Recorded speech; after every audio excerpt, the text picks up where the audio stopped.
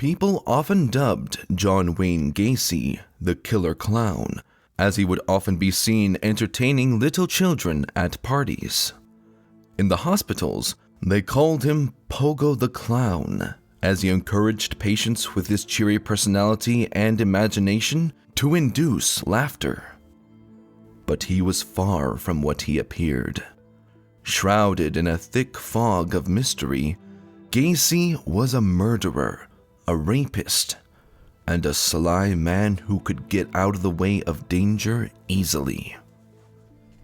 Gacy's first victim was a 16-year-old boy named Timothy Jack McCoy. Jack was waiting at the bus terminal for his bus that was scheduled to arrive the following day.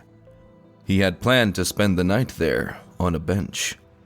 But Gacy approached him, offering him a tour of the city and an invitation to sleep at his house, which the younger male took up gratefully.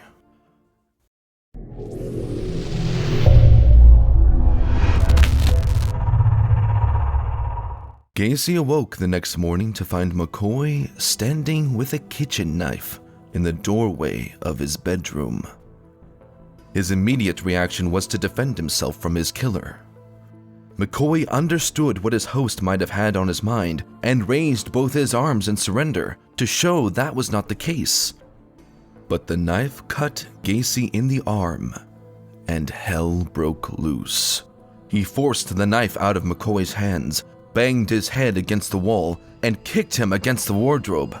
McCoy struck Gacy in the stomach, and they both wrestled on the floor. Gacy ultimately won and stabbed McCoy several times. Only when he went to the kitchen did he see the table laid out for two people, an opened carton of eggs, and a slab of unsliced bacon on his kitchen counter. McCoy had been in the middle of preparing breakfast and had just gone to Gacy's room absent-mindedly with the knife to wake him up. After the incident, when the police inquired Gacy about his actions, he admitted to having been extremely aroused by the experience of stabbing the living male. He'd even had an orgasm.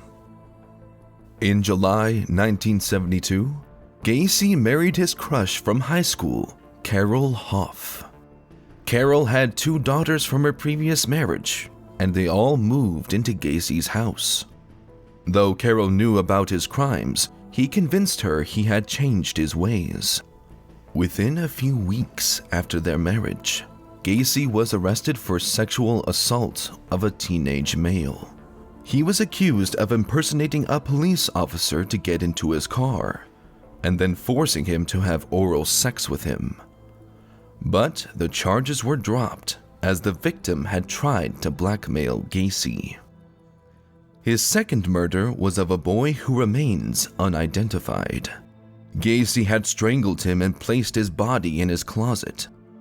Since body fluids leaked out of the victim's mouth and nose and stained his carpet, he got into the habit of stuffing their mouth with rags, socks, and even their underwear. Gacy's third victim was an 18-year-old employee named Butkovich. Butkovich went missing one day. On the day before his disappearance, he was said to have confronted Gacy over his 2 weeks' outstanding pay. Butkovich's father, a Yugoslav immigrant, had called Gacy, who had happily offered to help look for the boy. Over the following 3 years, Butkovich's parents called the police more than 100 times, requesting them to start an investigation on Gacy. Gacy later admitted to having encountered Butkovich at the corner of West Lawrence Avenue. He had invited him over for a drink to settle his overdue wages. He had then conned Butkovich into cuffing his wrists and strangled him while sitting on his chest. He had stowed the body in his garage before finally burying him under the floor of the tool room extension of the garage.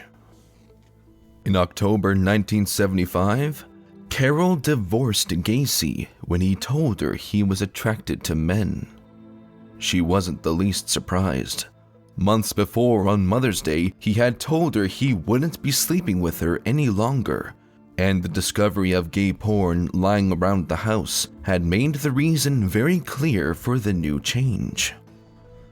Over the years, from 1976 to 1978, Gacy started a contracting business called Painting, Decorating, and Maintenance, or PDM contractors, and continued to lure young teenage boys to his house by posting available jobs. He then mercilessly killed them after assaulting them. In December 1978, in Des Moines, a 15-year-old Robert Piest went missing after leaving his job at a pharmacy. It was discovered that he had told his mother about going for an interview with a construction contractor for a summer job. He had met the contractor in the pharmacy earlier that evening. When he did not return home, his parents called the police. The police questioned the pharmacy owner, who told them that the contractor was John Wayne Gacy, the owner of PDM Contractors.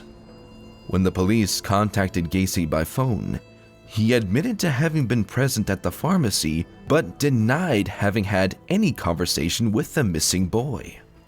This contradicted what one of Piest's co-workers had told them. According to that employee, Piest had been upset over his turned-down request for a salary raise, but had come out thrilled at the end of his shift because the contractor remodeling the pharmacy had offered him a summer job. However, Gacy denied talking to Piest. The police ran a background check on Gacy, which revealed his conviction and time spent in prison for sodomizing a minor. This information put Gacy at the top of the list of their suspects. In December 1978, the police got a search warrant for Gacy's house. While his house was being searched, he was called to the station for an oral and written statement about his time at the pharmacy on the night Piest went missing. He was enraged when he learned his house had been searched. The investigators collected a high school ring for the 1975 class with initials JAS, handcuffs, drugs, 2 driver's licenses not issued to Gacy, child pornography, police badges, ammunition, a piece of stained carpet, hair sample from Gacy's automobiles, store receipts, and several teen-styled clothing that did not fit Gacy, and many more that made him their prime suspect of the case. The investigators also went down the crawl space only to discover a rancid odor, which they thought was because of the sewage problem. The police assigned 2 surveillance teams to watch Gacy for 24 hours a day, while the investigators continued their search for Piest. By interviewing his friends and co-workers, they learned he was a good kid who cared for his family. And after investigating Gacy's contacts, they found out Piest was the 4th person to have gone missing after coming in contact with Gacy. 8 days into the investigation, Mrs. Piest told them about a jacket that her son had on while heading for an interview with the contractor. One of Piest's co-workers had borrowed this jacket on her break and left a receipt in the pocket. This piece of information revealed the reason for the discovery of the receipt from Gacy's place. Further forensic tests they performed on the receipt proved that Gacy had been lying and Piest had come to his house. The police started investigating Gacy's employees, who admitted to having been ordered to go down into specific areas of the crawl space and dig trenches. Gacy buckled under the pressure and started behaving bizarrely. On the day police arrested Gacy, he was seen driving to his friends' houses to bid them goodbyes.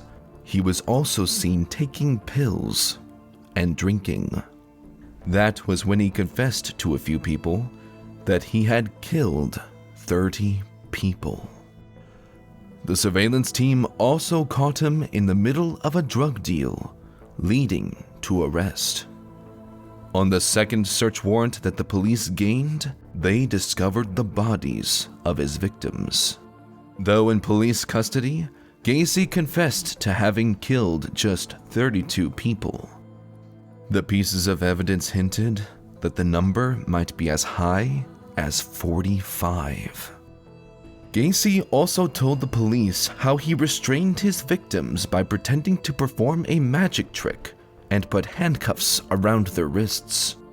He would stuff their mouths with underwear and use a board with chains, which he would place under their chest. Then he would wrap the chains around their neck and pull. He would choke them while raping them.